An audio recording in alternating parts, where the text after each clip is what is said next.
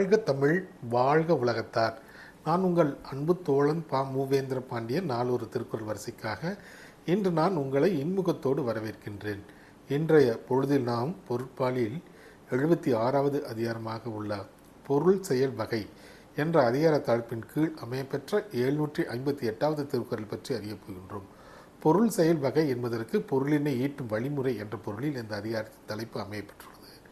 இப்பொழுது நாம் 758வது திருக்குறளுக்கு செல்வோம்.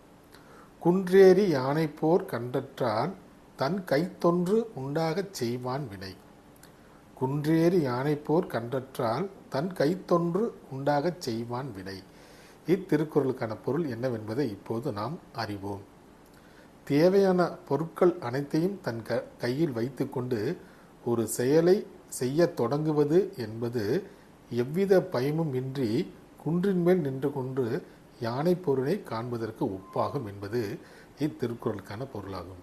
மீண்டும் பொருள்: தேவையான பொருட்கள் அனைத்தையும் தன் கையில் வைத்து கொண்டு ஒரு செயலை செய்ய தொடங்குவது என்பது எவ்வித பயமும் இன்றி குன்றின் மேல் ஏறி நின்று கொண்டு யானை போரினை காண்பதற்கு ஒப்பாகும் என்பது இத்திருக்குறளுக்கான பொருளாகும். ஆம் தோழர்களே, வள்ளுவரின் வழியினை பின்பற்றி நாமும் வாழ்வில் வெற்றியினை காண்போம். நன்றி, வணக்கம்.